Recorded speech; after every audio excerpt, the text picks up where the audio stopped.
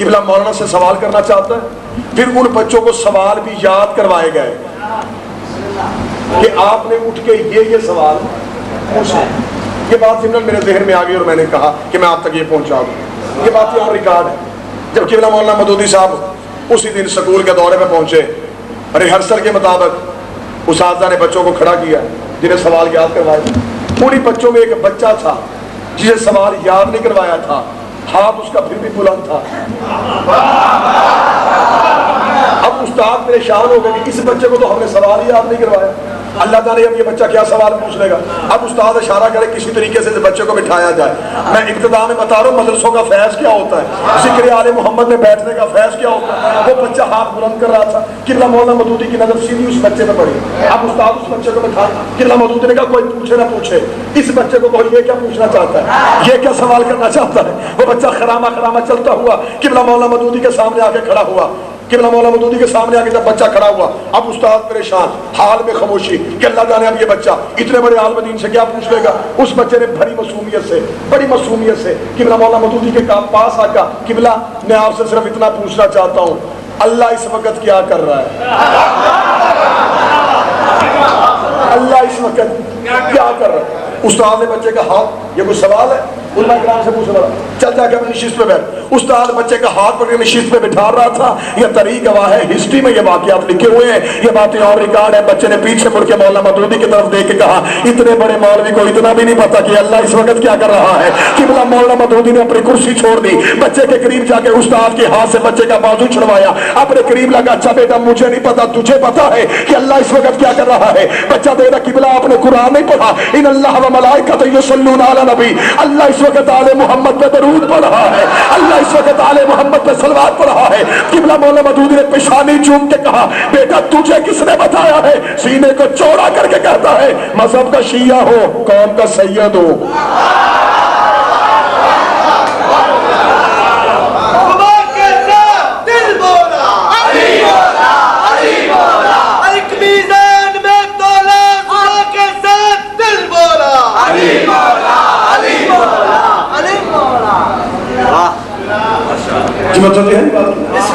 یہ مدرسوں کا فیض ہے. یہاں سے توحید کا درس ہے، یہاں سے رسالت کا درس ہے. رسول مدینے کی مسجد میں بیٹھ کے کہا، اول ما خلق اللہ نوری، سب سے پہلے اللہ نے میں محمد کے نور کو خلق کیا. انا وعلی من نور واحد، میں اور میرا بھائی علی ایک نور سے پیدا ہوا. رسول کا یہ کہنا تھا. مجمع سے ایک بندہ اٹھ کے کھڑا ہوا، اس نے کہا اللہ کا نبی تیرا یہ نور کب سے ہے؟ رسول نے مسکرا کر جب کب نہ تھا. ذہنی طور پہ آپ قریب رہیں گے تو بات چلے گی. جب کچھ نہ تھا ہم تھے. فَإِنَّكَ أَوَّلُ الْعَابِدِينَ، سب سے پہلے اللہ کو اللہ کہنے والے ہم ہیں. نحن مشیت اللہ، ہم اللہ کا ارادہ ہے. اس بندے کا نہیں یا رسول اللہ اپنے نور کی ایسے وضاحت کر تیرا نور میرے ذہن میں سما جائے. رسول کہتے اچھا اگر سننا چاہتا تو سن. خدا نے 12 پردے بنائے، 12 حجابات بنائے. 12,000 سال تک ہمارا یہ نور حجاب قدرت میں رہا، جہاں پر سبحان ربی یل اللہ کی تسبیح پڑھتا رہا. 11,000 سال تک یہ نور حجاب منت میں رہا، جہاں پر سبحان من ہوا قائم لیکن اللہ کی تسبیح پڑھتا رہا. 10,000 سال تک یہ نور حجاب سعادت میں رہا، جہاں پر سبحان من ہوا قائم لیکن سب کی تسبیح پڑھتا رہا.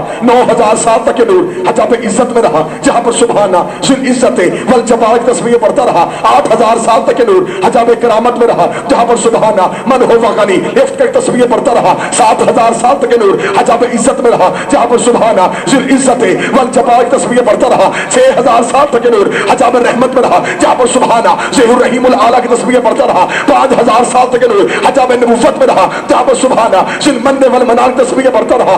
4,000 سال تک نور حجاب ہیبت میں رہا، جہاں پر سبحانہ ذل ہیبت عند الموت کی تسبیح پڑھتا رہا. 3,000 سال تک نور حجاب غیبت میں رہا، جہاں پر سبحانہ ذل غیبت عند الموت کی تسبیح پڑھتا رہا. 2,000 سال تک نور حجاب حسن میں رہا، جہاں پر سبحانہ ذل حسن والجمیل کی تسبیح پڑھتا رہا. 1,000 سال تک نور حجاب شفاعت میں رہا، جہاں پر سبحانہ وبحمدہ کی تسبیح پڑھتا رہا. رسول کہتے ہیں 12 پردوں سے ہمارے نور کا نکلنا تھا. فقطرہ منہم یعطل فقطرہ 24، ہمارے نور سے ایک کم 1,24,000 پسینے کے قطرے گرے. خدا نے ہر قطرے کے صدقے ایک نبی بنایا. ہمارے پسینے کے قطرے گرتے گئے. کوئی آدم صفی اللہ بن گیا، کوئی نوح نجی اللہ بن گیا، کوئی ابراہیم خلیل اللہ بن گیا، کوئی موسیٰ کلیم اللہ بن گیا. اور برابری اس گھر کی کرنے والوں، تیرا میرا پسینہ گرے، جراثیم پسینہ گرے یوسف جیسے حسین بنتے.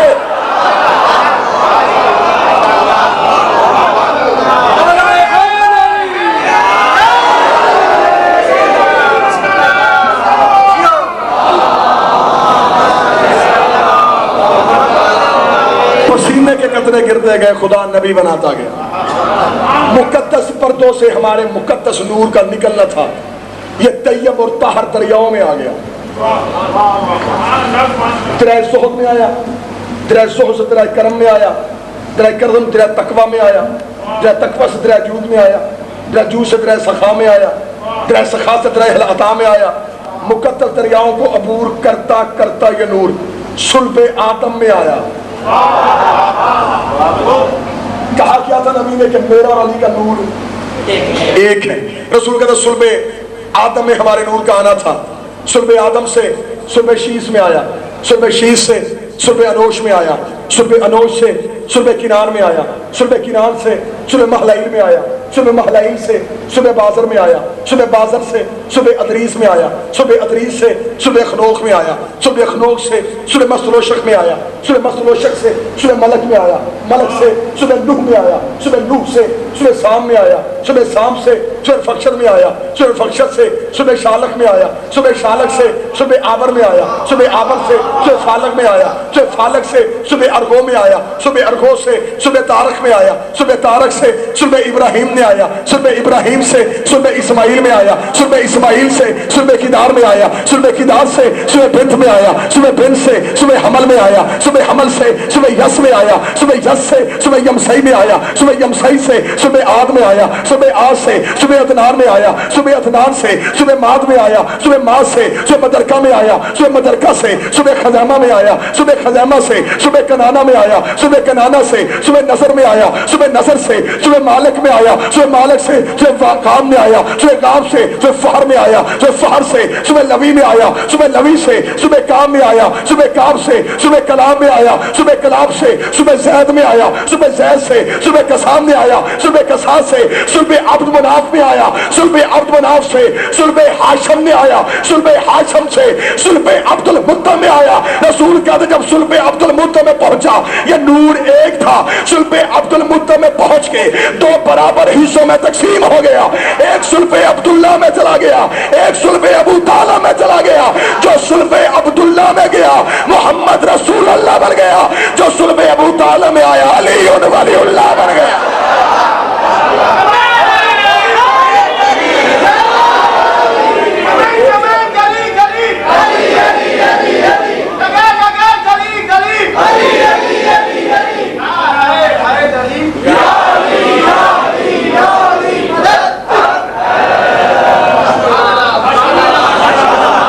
ایک صلب عبداللہ میں گیا، ایک صلب ابو طالب میں گیا. ایک آغوش آمنہ میں چمکا، ایک آغوش فاطمہ بنت اسد میں چمکا. ان کا بچپن طیب، ان کا لڑکپن طاہر، ان کی جوانیاں بیدار. پھر سر اٹھاؤ میری قوم کے نوجوانوں، اس سے بڑھ کے فخر کیا ہوگا؟ ہم نے اپنا امام اپنے اللہ کے گھر سے لیا ہے. یہ ختم ہوگا جمادی الثانی کا مہینہ، اگلا 4 رجب کا ہے. راتیں بھی علی کی تو باتیں بھی علی کی، قصیدے بھی علی کے تو کہانیاں بھی علی کی. ہمارے پنجاب میں تھوڑا تعصب زیادہ ہے. اللہ ہر علاقے کو محفوظ رکھے، ہر مسلمان کو ہدایت دے اور در آل محمد پہ جھکنے کی توفیق عنایت فرمائے. اپنے پنجاب میں ایک جگہ پہ جشن مولود کعبہ میں حقیر گفتگو کر رہا تھا، تو بعد میں اگلے دن اعتراض مخالف کی طرف سے آیا کہ جی آپ کے مولوی صاحب کہہ رہے تھے علی کعبے میں آیا، یہ کوئی علی کی فضیلت ہے؟ یہ تو علی کا مقدر ہے. اب ذرا اعتراض دیکھیے، یہ علی کی فضیلت تو نہیں ہے، تو علی کا مقدر ہے. اللہ جسے دے. اب مولوی صاحب نے پوری تقریر اس بات پہ کی کہ وہ اللہ جسے نوازنے لگے تو وہ اللہ کچھ نہیں دیکھتا، بس اللہ نے بیٹا ابو طالب کا کعبے میں پیدا کر دیا اور شیعوں نے بات پکڑ لی ہے کہ علی کعبے میں آیا، علی کعبے میں آیا. اگلے دن پھر مومنین نے، انہیں نوجوانوں نے، اسی انجمن نے اگلے دن پھر گفتگو رکھی کہ جی اس مولوی نے اعتراض کیا یہ تو علی کا مقدر ہے. تو پھر میں نے حکیم نے ماتمی قوم اور ماتمی قوم کے جذبات کی ترجمانی کرتے ہوئے میں نے یہ لفظ کہے تھے کہ میری ساری زندگی سمجھ میں یہ نہیں آیا کہ اللہ نے جب بھی مہربانی کی علی پہ کی تھوڑا جاگے گے تو لطف آئے گا. مقدر جب بھی چمکا علی کا چمکا, علی کعبے میں آیا, یہ بھی علی کا مقدر. 3 دن علی کی ماں اللہ کے گھر مہمان بن کے بیٹھی رہی, یہ بھی علی کا مقدر. 3 دن عرش روٹیاں پک پک کے فرش پہ آتی رہی, یہ بھی علی کا مقدر. 3 دن حوریں کنیزی کرتی رہی, یہ بھی علی کا مقدر. فرشتے غلامی کرتے رہے, یہ بھی علی کا مقدر. تیسرے دن محمد نے علی کو ہاتھوں پہ اٹھایا, یہ بھی علی کا مقدر. نبی نے علی کو اپنی زبان چسائی, یہ بھی علی کا مقدر. نبی علی کو لے کے اپنی حویلی آ گیا, یہ بھی علی کا مقدر. جھولے میں ادھر کو تو حصوں میں چیر کے رکھ دیا, یہ بھی علی کا مقدر. ابو جہل کے چہرے پہ تماچا مارا, یہ بھی علی کا مقدر. دعوت العشیرہ میں کھڑے ہو کے تیرے محمد کی نصرت کا وعدہ کیا, یہ بھی علی کا مقدر. کھجوروں کی گٹھلیوں کے ساتھ مشرکوں کے بچوں سے ہمارے نبی کو بچاتا رہا, یہ بھی علی کا مقدر. شیب ابی طالب میں نبی کے ساتھ رہا, یہ بھی علی کا مقدر. خطرے کے بستر میں محمد بن کے سو گیا, یہ بھی علی کا مقدر. احد کے میدان میں ہمارے نبی کو بچا گیا, یہ بھی علی کا مقدر. خیبر کا دروازہ ہوا میں اڑا دیا, یہ بھی علی کا مقدر. خندق میں کل ایمان بنا, یہ بھی علی کا مقدر. یسوع الدین بنا, یہ بھی علی کا مقدر. قائد خیر المسلمین بنا, یہ بھی علی کا مقدر. فاتح درائن بنا, یہ بھی علی کا مقدر. لقطہ بائے بسم اللہ بنا, یہ بھی علی کا مقدر. انگوٹھی زکات میں دی, آیت قرآن کی اتار لی, یہ بھی علی کا مقدر. آسمان کا ستارہ دروازے پہ کمی بنا کے کھڑا کر دیا, یہ بھی علی کا مقدر. زہرا جیسی بی بی کا شوہر بنا, یہ بھی علی کا مقدر. حسنین کا باپ بنا, یہ بھی علی کا مقدر. تیرے نبی کے ہاتھوں اپنا اعلان ولایت کروایا, یہ بھی علی کا مقدر. تیرے نبی کا جنازہ پڑھا, یہ بھی علی کا مقدر. اگر یہ سب علی کا مقدر ہے, پھر میرا علی مقدر کا محتاج نہیں, مقدر میرے علی کا محتاج ہے.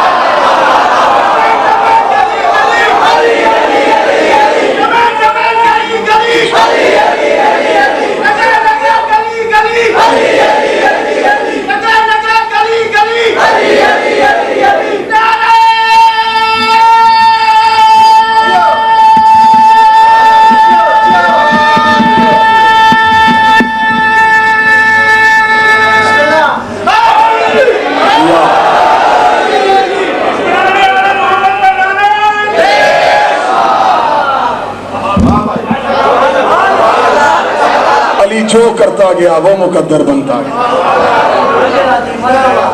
فخر کیا کرو مسلمانوں کے تمہارے پاس ایک نام علی ہے جو اپنے اللہ کے گھر میں آیا.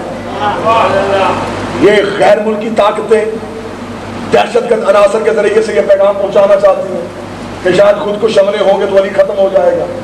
ہم نہ تھے علی تب بھی علی تھا, ہم نہ ہوں گے علی تب بھی علی ہوگا. 1070 خطیب نماز جمعہ کے خطبوں میں میرے مولا کو پھونک پھونک کے اپنی ماں کے ناپاک دودھ کی خیانت کی گواہیاں دیتے رہے. وہ 1070 خطیب مر گئے, ذکر علی کا آج بھی زندہ ہے. وہ بعد سے اپنی قبروں کے جہنم میں چلے گئے, لیکن ذکر ابو طالب کے بیٹے کا آج بھی زندہ ہے. اور ذکر ان کا مٹتا ہے جن کے وارث مٹ جاتے ہیں.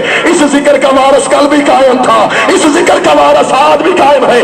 اگر علی کا نام مٹانا چاہتے ہو پھر 2 کام کرو.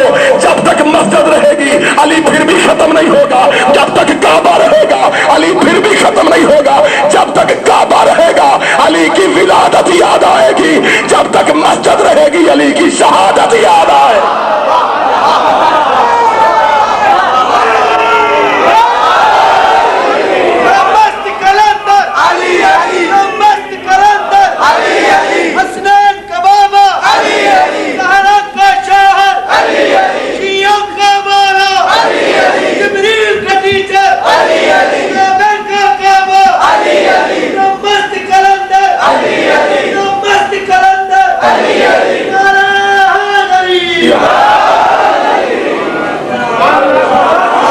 دنیا علی ولی اللہ کیا سمجھے, ابھی تک تو دنیا محمد رسول اللہ نہیں سمجھ سکی.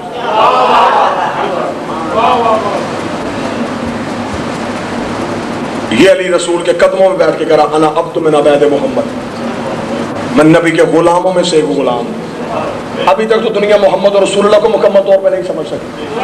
ابھی تک لٹریچر میں نصاب میں وہی قصے وہی کہانیاں چھٹی سے لے کے PhD تک اسلامیات میں بچوں کو پڑھائی جاتی ہیں, بچوں کو سنائی جاتی ہیں. نعوذ باللہ نقل کفر نبشت کہ نبی 40 سال کے بعد نبی بنے, 40 سال تک نعوذ باللہ نبی نہ تھے. پھر بچوں کو یہ کہانیاں یہ نعتیں سنائی جاتی ہیں کہ بیٹا سلام اس پر جس کے گھر نبوری تھی, نبستر تھا. ہمیں اس مجبوری کا اندازہ ہے, اس لیے کہا نبی کے گھر کچھ نہ تھا. اگر کہتے تھے کچھ تھا پھر بتانا پڑتا وہ کچھ کس کا تھا. تھوڑی زحمت کرو, تھوڑے ذہنی طور پہ قریب رہو. وہ جو نبی کے گھر کچھ تھا وہ کچھ کس کا تھا. جتنے مجمع میں سید بیٹھے ہو میں سیدوں سے دعا لوں گا. وہ سیدوں کی دادی, وہ سیدوں کی ماں جناب خدیجۃ الکبریٰ جب محمد کے گھر آئی ہے, جب نبی کے گھر آئی, پھر بی بی خالی ہاتھ نہیں آئی تھی, دولت کے ڈھیر لے کے آئی تھی, سونے کی انبار لے کے آئی تھی. اور ہسٹری اسلام کی گواہ ہے, یہ عرب کے گستاخ ننگی تلواریں لے کے ہمارے نبی کے دروازے پہ کھڑے کر رہے تھے کہ عبداللہ کے یتیم ہم تجھے قتل کریں گے. تو ہمارے خداؤں کو برا کہتا ہے. پردے کے اندر بیٹھی سیدوں کی ماں نے کہا تھا مولا تو پریشان کیوں ہوتا ہے, تیری جوتیوں کی قسم, یہ جتنے تیرے دروازے میں بھونکنے آئے ہیں یہ سارے ہی میرے قرضدار ہیں, یہ سارے ہی میرے نمک خوار ہیں. بی بی نے پردے کے اندر کھڑی ہو کے آوازیں پہچان پہچان کے کہا تھا اور فلاں ابن فلاں بتا کہ تیرے باپ نے میرا اتنا قرضہ نہیں دینا, اور فلاں کے بیٹے بتا کیا تو میرے مزدور کا بیٹا نہیں ہے, اور فلاں کے بیٹے بتا آج میں اپنا دسترخوان بند کر دوں تیری نسلیں بھوکی مر جائیں گی. سب نے ہاتھ باندھ کے کہا تھا ہمیں خبر نہیں تھی کہ بی بی اندر تو ہے, بتا کرے کیا. بی بی مسکرا کے دی گھبراتے کیوں ہو, میرے محمد کے کلمے پڑھتے جاؤ, قرضے معاف کرواتے جاؤ.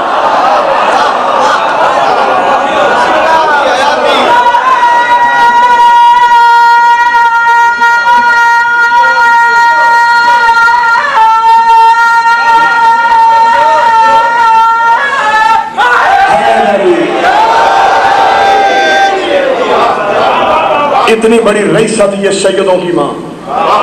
جناب خدیجہ کے والد جناب خویلد بھی عرب کے بہت بڑے رئیس تھے.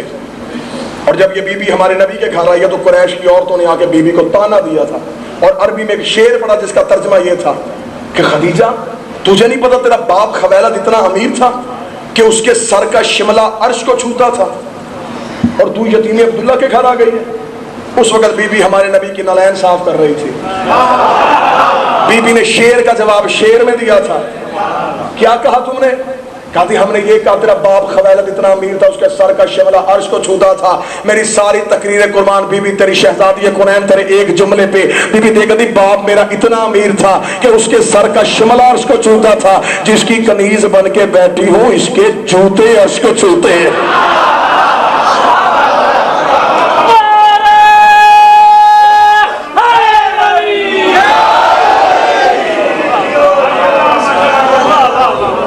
اور اس نبی کے بارے میں آج تک یہ نعتیں پڑھی جاتی ہیں, نعوذ باللہ نقل کفر کو ورنہ بشر. بچوں کو یہ علم دیا جا رہا ہے کہ نعوذ باللہ 40 سال تک نبی نہ تھے. نبی تھے لیکن 40 سال قرآن پڑھ کے دکھایا, پھر قرآن پڑھ کے سنایا. 40 سال تک اپنے کردار سے منوایا گیا اسلام کے. وہ عرب کے چاہل جو باپ کو باپ نہیں کہتے تھے, تیرے میرے نبی کو صادق بھی کہتے تھے,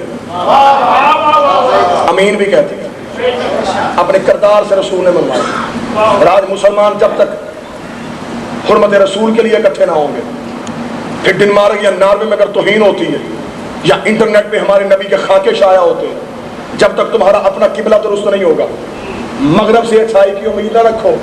خطیب عالم محمد قبلہ حضرت سنجادی کا جملہ, اور میں جملے کا ثواب قبلہ کی روح کو بھیج رہا. قبلہ کہا کرتے تھے مغرب سے اچھائی کی امید کیا رکھتے ہو, اور وہاں جا کے تو سورج بھی غروب ہو جاتا ہے. مغرب سے اچھائی کی امید نہ رکھو. اپنے کردار سے دنیا کو منواؤ کہ اسلام کیا ہے. اپنا لٹریچر بدلو, اپنا نصاب بدلو جس میں نبی کی قدم قدم پہ توہین کی گئی, جس میں ایسی روایات لکھی گئی ہیں, جس میں ایسے راویوں کی روایات لکھی گئی ہیں. اور نعوذ باللہ جس بندے کو گھر بھی کوئی نہیں پوچھتا وہ کہتا نعوذ باللہ جی ہماری طرح ایک بشر تھے. یا پھر قرآن کی آیتیں پڑھنا چھوڑو, یا پھر اپنا عقیدہ بدلو.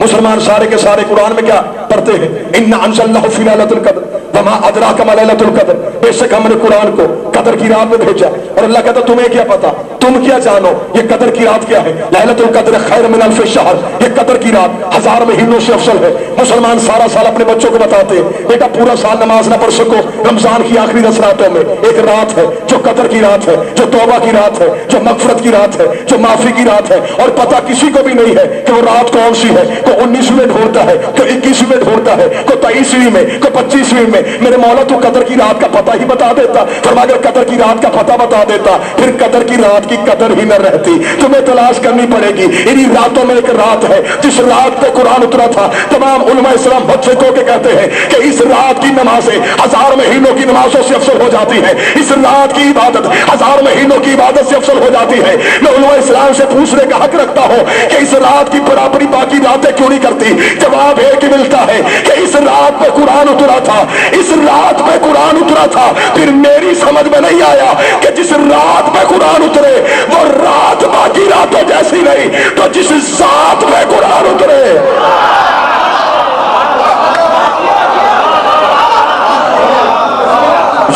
اب شیعہ سنی بچے آپس میں بحث نہیں کرتے، اب وہ ساری رات انٹرنیٹ پہ بیٹھ کے عیسائیوں سے بحث کرتے ہیں۔ عیسائی مسلمان بچوں سے اپنا مذہب منواتے ہیں۔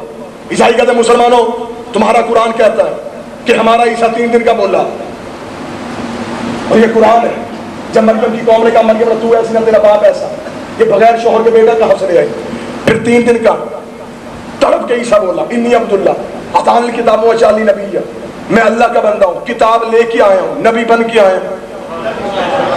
اور مل کے جناب عیسیٰ سے پوچھے اے نبی اللہ، اے جناب عیسیٰ قوم اعتراض تیری ماں پہ کر رہی ہے، سرکار اگر آپ بول ہی پڑے تھے تو آپ یہ کہہ دیتے کہ میری ماں طیبہ ہے، میری ماں طاہرہ ہے، میری ماں معصومہ ہے۔ ماں کا ذکر کیا نہیں، تعارف اپنا کروانا شروع کر دیا، میں نبی ہوں، اللہ کا بندہ ہوں، کتاب لے کے آیا ہوں۔ عیسیٰ نے کہا بے شک میرا کلمہ نہیں پڑھتے لیکن میں اتنا پتا ہے جن کے بیٹے نبی ہوں وہ ماں معصومہ ہوتی ہے۔ 3 دن کا عیسیٰ تڑپا، اور آج عیسائی دوسرے کے پوزیشن میں ہے کہ ہمارا 3 دن کا نبی ہے، اور تمہارے لٹریچر کے مطابق، تمہاری ہسٹری کے مطابق تمہارا 40 سال تک نبی نہیں تھا۔ بتاؤ جو 3 دن کا نبی ہو وہ بڑا نبی ہوتا ہے، یہ جو 40 سال کے بعد نبی بنے وہ بڑا نبی ہوتا ہے؟ مسلمان بچے چپ سریے ہو جاتے ہیں، انہیں اسلامیہ پہ پڑھائی کچھ نہیں گئے، انہیں لیکچر میں سکھایا کچھ نہیں گیا، لیکن ہمیں فخر ہے میری شیعہ قوم کا 4 سالہ بچہ کھڑا کا عیسائیوں کے گروہ کے مجمع میں یہ سینے پہ ہاتھ مار کے کہے گا اور عیسائیوں تم یہ کہتے ہو کہ تمہارا عیسیٰ 3 دن کا بولا تھا، 13 رجب کو ہمارا امام کعبے میں آیا تھا، 16 رجب کو علی نے رسول کے ہاتھوں پہ بول کے کہا تھا مولا تجھے توریت سناؤ، تجھے انجیل سناؤ، تجھے زبور سناؤ، تجھے قرآن سناؤ۔ صدیوں پہلے علی نے رسول کے ہاتھوں پہ بول کے دنیا کو یہ ثابت کر دیا تھا، اور عیسیٰ کے بولنے پہ فخر کرنے والوں یہ کام تو محمد کے نوکر بھی کر لیتے ہیں۔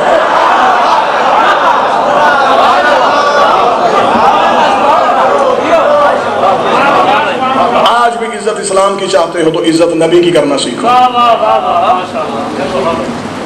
آج بھی اگر غیر مسلموں سے اسلام منوانا ہے پھر اپنا لٹریچر بدلو، اپنا نصاب بدلو، ختم کرو یہ قصے، ختم کرو یہ کہانیاں کہ جبریل نے آگے سینے کا آپریشن کیا اور جبریل نے پڑھایا،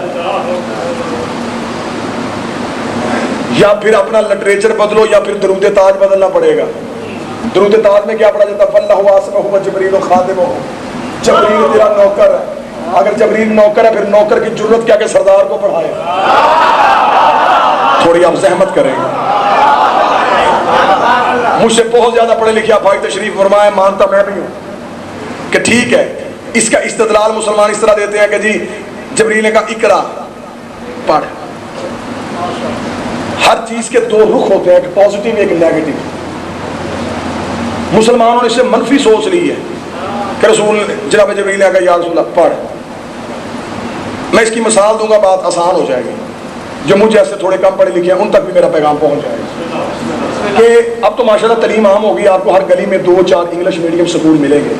میرے بزرگ میری تائید فرمائیں گے، ایک دور ہوتا تھا پورے علاقے میں ایک بچہ پڑھا ہوتا تھا زمینداروں کا، اس علاقے کسی مائی بیوی کو خط یا تار آ جاتی، وہ پورا علاقہ چھوڑ کے اس بچے کے پاس جا کہتی بیٹا پڑھ۔ اللہ کرے میں سمجھا سکوں۔ اس بی بی سے پوچھو بی بی تو کسی اور دروازے پہ کیوں نہیں گئی؟ وہ کہے گی بے شک چاہ لو اسی سے پڑھواؤں، اسے پڑھنا آتا ہے۔ اور جبریل پورا عرب چھوڑ کے نبی کے پاس اس لیے آیا تھا مولا یہ سارے جال ہے، تو وارث ہے، تو پڑھ۔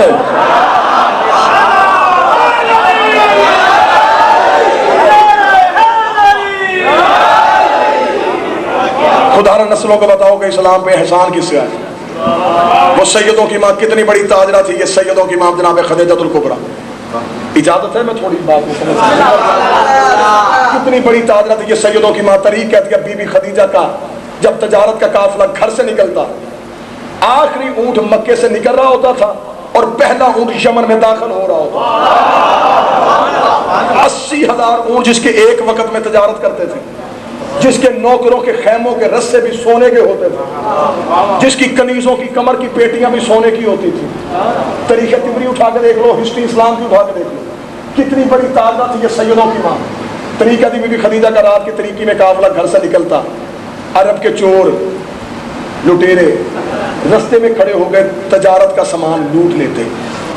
کیونکہ اگر آپ عرب کا کلچر پڑھ کے دیکھیں، عرب کی تہذیب پڑھ کے دیکھیں، تو عرب میں نہ صنعت تھی نہ زراعت تھی، قافلے لوٹنا ہی ان کا روزگار تھا۔ دن کو قافلہ لوٹتے، رات کو معزز بن کے ڈیرے میں بیٹھ جاتے۔ اور اکثریت مجمع پنجاب کا میں مثال دے دیتا ہوں، رات کے چور دن کے چودھری ہوتے تھے۔ 3 قافلے جناب خدیجہ کے لٹ چکے۔ بی بی خدیجہ نے کہا ایسے کام تو نہیں بنے گا۔ چوتھے دن شریعت کی ملکہ نے حیا کا برقع سر پہ لیا، اپنے گھر سے نکلی، خرامہ خرامہ چلتی، رک گئی آ کے ابو طالب کے ڈیرے کے دروازے میں۔ میں آسان کر کے اب ہسٹری آپ تک بڑی جلدی میں پہنچاؤں۔ عرب میں جب کسی کا چولہا بھی نہیں جلتا تھا، علی کے باپ ابو طالب کا ڈیرا اس وقت بھی چلتا تھا۔ عرب کے فیصلے سیدوں کی حویلی میں ہوا کرتے تھے۔ بی بی نے آگے حضرت ابو طالب سے کہا، سردار ابو طالب، تو جانتا ہے میں عرب کی بہت بڑی رئیس ہوں، رات کی طریقے میرا قافلہ گھر سے نکلتا ہے، یہ عرب کے چور رستے میں کھڑے ہو کے سامان لوٹ لیتے۔ پردہ دار ہونے کی وجہ سے ساتھ میں جا نہیں سکتی، سردار ہونے کی حیثیت سے تیرا حق بنتا ہے کہ تو میرے سامان کی حفاظت کرے۔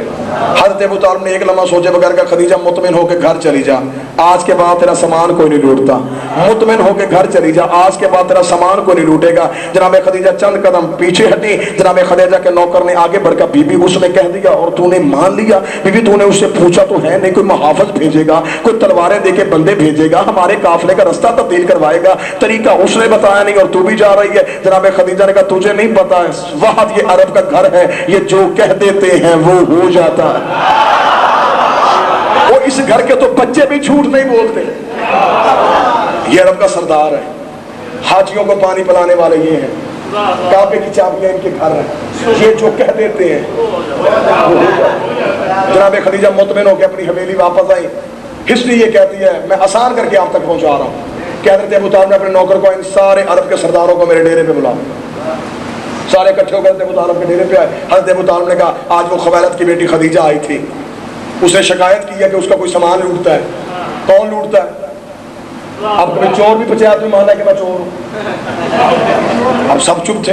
حضرت ابو طالب نے مسکرا کے کہا پتہ مجھے بھی ہے کون لوٹتا ہے، لیکن میں تمہیں بلا کے سمجھا رہا ہوں، کر کے کھایا کرو،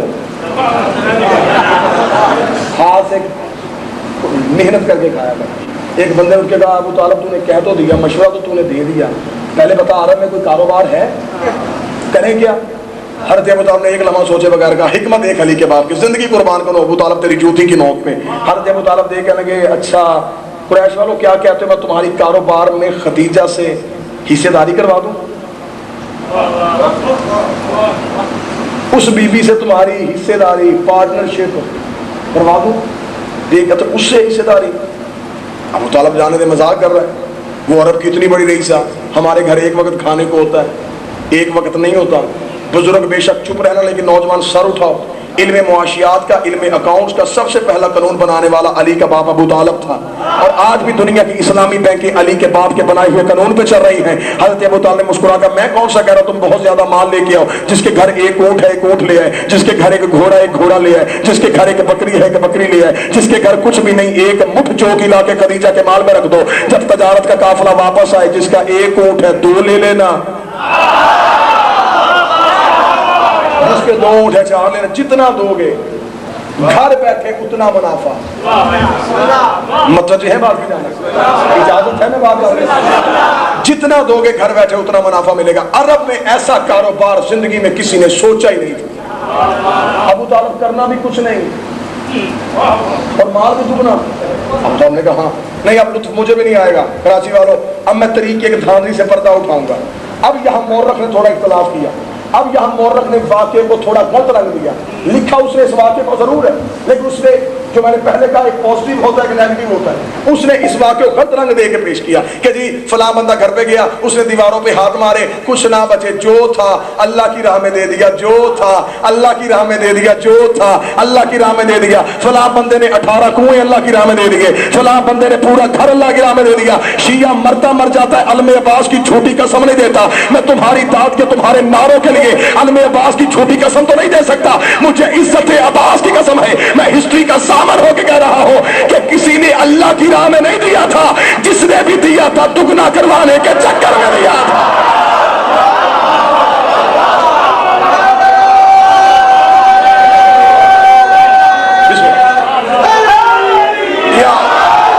میں کچھ چہروں کی پریشانی دیکھ رہا ہوں, میں کچھ بھائیوں کے چہروں کی پریشانی دیکھ رہا ہوں. میں بات کو واضح کر دیتا ہوں, اگر کسی نے اللہ کی راہ میں دیا ہوتا,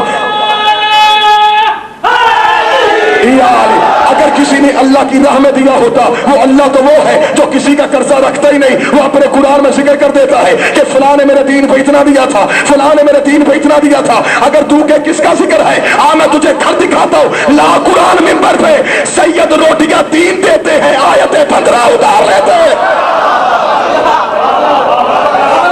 جو دیتے رہے ان کی روٹیوں کا بھی ہے, جنہوں نے نہیں دیا ان کے اونٹوں کا بھی کوئی نہیں. لا کے مال جناب خدیجہ کے مال میں رکھا. اب میں کوشش کر رہا ہوں کہ احسن طریقے سے میں اس موضوع کو نبھا سکوں. اب مال جناب خدیجہ کے مال میں رکھ دیا. اگلی رات قبلہ مولانا منظر ہی بدل گیا. اگلی رات جب تجارت کا قافلہ گھر سے نکلا, چور محافظ بن گئے, لٹیرے پہرے دار ہو گئے, تلواریں نکال کے قافلے کے آگے چل کے کہہ رہے تھے راستہ چھوڑو, ہمارا مال جا رہا ہے.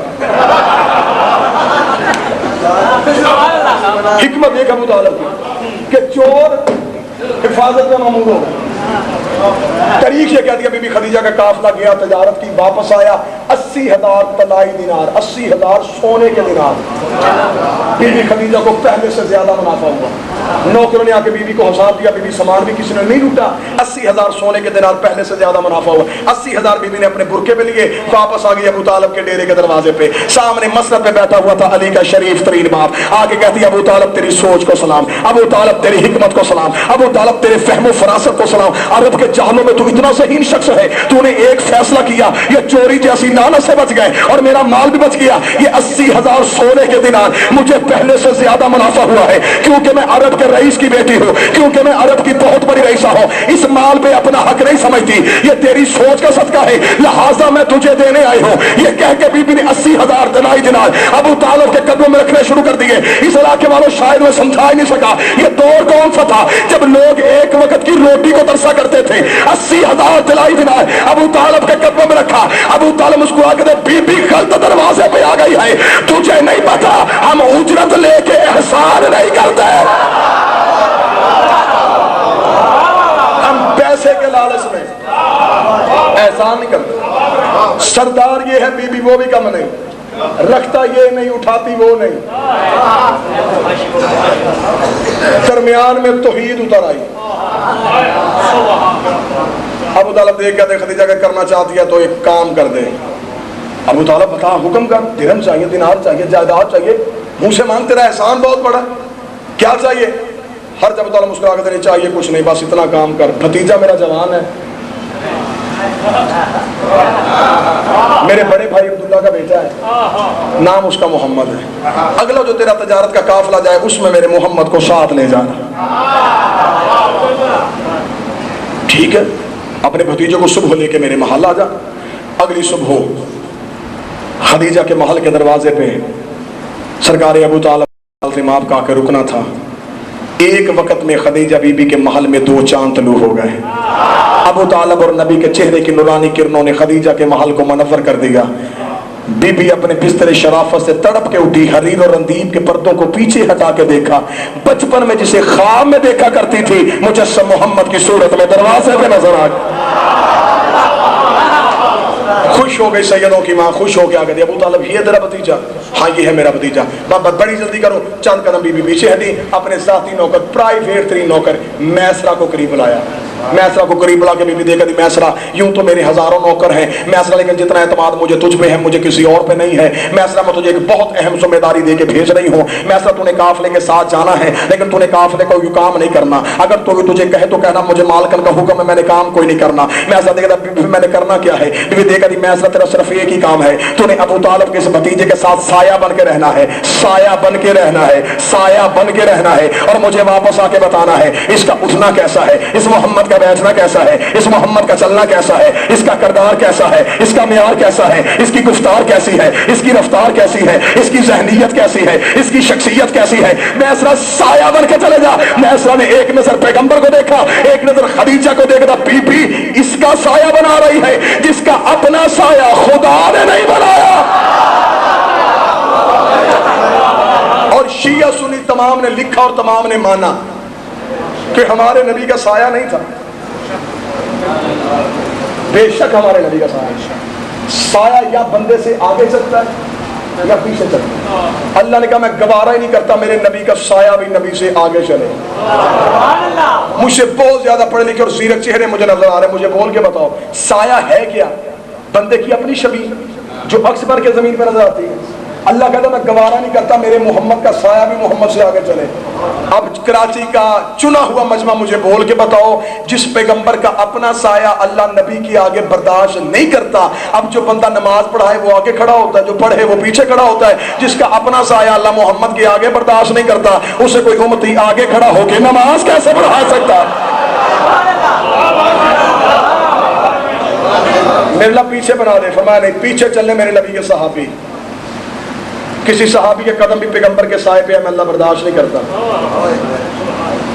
ختم ہو گیا اختلاف اس بات کا حل نہ گالی میں ہے نہ گولی میں صحابہ اور اہل بیت میں فرق سمجھ میں نہیں آ گیا صحابی اسے کہتے ہیں جن کے قدم اللہ محمد کے سائے پہ برداشت نہیں کرتا اور اہل بیت انہیں کہتے ہیں جن کے قدم خدا نبی کی شانوں پہ دیکھ رہا تھا بس ختم کرو میسرہ سایہ بن کے چلے جا چلا گیا میسرہ واپس آ پورا مضمون میں نے چھوڑ دیا بے چینی سے بی بی خدیجہ انتظار کرتی رہی میسرہ آ کے رکنا تھا بی بی خدیجہ نے بے چینی سے اپنے محل کا دروازہ کھولا میسرہ سامنے آیا بی بی نے کہا میسرہ خبردار یہ نہیں بتانا کس شہر میں مال زیادہ بکا کس میں کم بکا کتنی تجارت ہوئی کتنا نقصان ہوا میسرہ مجھے تجارت کی نہیں مجھے میری عبادت کی باتیں بتا میسرہ جلدی کر مجھے اس محمد کی باتیں بتا میسرہ دیکھتا بی بی میں تجھے اس کی کیا کیا باتیں بتاؤں وہ محمد عربی جنگل میں جاتا تھا درندے اس کے پاس اپنی فریادیں لے کے آتے تھے درخت سے جھک جھک کے سلام کرتے تھے ذرے اس پہ اٹھ اٹھ کے درود پڑھتے تھے آسمان کے پرندے اپنے پروں کو اس پہ سر سایہ کرتے تھے بی بی جہاں اسے بھوک لگتی تھی فرشتے جنوں سے رزق لے کے آ جاتے تھے جہاں اسے پیاس لگتی تھی وہ ٹھوکر مارتا چشمے بناتے تھے بی بی نے میسرہ کے منہ پہ ہاتھ رکھا میسرہ چپ ہو جا صرف اتنا بتا عیب تو کوئی نہیں میسرہ دے رہا بی بی تیری عزت کی قسم جیسے اللہ میں عیب ہے ویسے یہ محمد میں عیب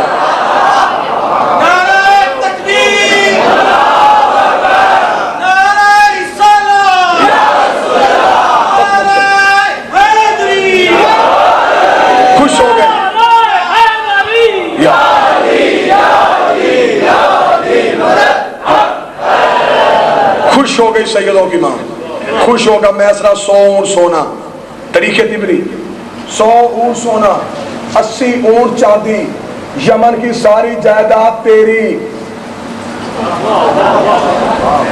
یہ کچھ بھائی ذہن کہیں اور تھا میں پھر دوہرا دیتا 100 اونٹ سونا 80 اونٹ چاندی یمن کی ساری جائیداد تیری بیوی اتنا کچھ دے رہی ہے کام کیا ہے میسرہ میری شادی کا پیغام لے کے ابو طالب کے دروازے پہ چلا جا میسرہ دیکھتا بی بی نوکر سمجھ کے کہہ دیتی مان میں نے پھر بھی لینا تھا غلام سمجھ کے کہہ دیتی اطاعت مجھ پہ پھر بھی واجب تھی بی بی تو نے بات خود سودے کی ہے بی بی 100 سونا دے رہی ہے 80 اور چاندی دے رہی ہے یمن کی ساری جائیداد دے رہی ہے نہیں بی بی تیرا کام مشکل ہے تیری اجرت تھوڑی ہے جب کا تیرا کام مشکل ہے تیری اجرت تھوڑی ہے میسرہ آج تک میری معمولی سی تنخواہ پہ پل طرح اتنا کچھ دے رہی ہو میسرہ منہ سے بول تجھے کیا چاہیے میں محمد کے قدموں سے وار کے تجھے دے دیتی ہوں میسرہ دیکھتا بی بی جو کچھ میں سفر میں دیکھ آیا ہوں وعدہ مجھ سے ایک کر اگر وہ تیری تقدیر کا مالک بن گیا پھر مجھے اتنا یقین ہے کہ جنت تیری اولاد کی محبت کا نام ہے کر وعدہ بی بی جنت کا چلا میں جاتا ہوں وعدہ ہو گیا چلا گیا میسرہ اب انتہائی پڑھے لکھے سیرت تیرے میرے سامنے تشریف فرما مجھے بول کے بتا حق یہ بنتا تھا کہ پیغام اس گھر سے آتا شریف لڑکی والوں کو گھر پسند آئے خود بات نہیں کرتے درمیان میں کسی معزز کو ڈال دیتے ہیں. آپ چپ بیٹھے ہیں, میں مثال دے دیتا ہوں. جیسے محمد کو علی بڑا پسند تھے, درمیان میں اللہ کو ڈالا, وہ کہاں چلے گئے آپ ذہنی طور پہ. لیکن اگر پیغام نبی کی طرف سے آ جاتا, آج مولوی کہہ دیتا مالدار جو تھی, اسلام کو پیسے کی ضرورت تھی, اسلام کو مال کی ضرورت تھی, رسول نے پیغام بھیج دیا.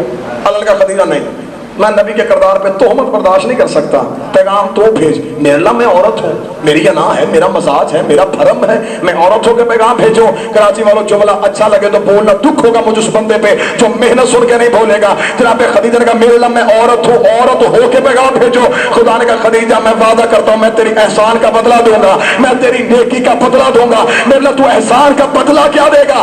خدیجہ پیغام تو بھیج دے, میں وعدہ کرتا ہوں میں نبی کی شریعت بنا دوں گا کہ نکاح پڑھنے سے پہلے مولوی لڑکی کی مرضی پوچھیں گے, پھر لڑکے کی رضا پوچھیں گے.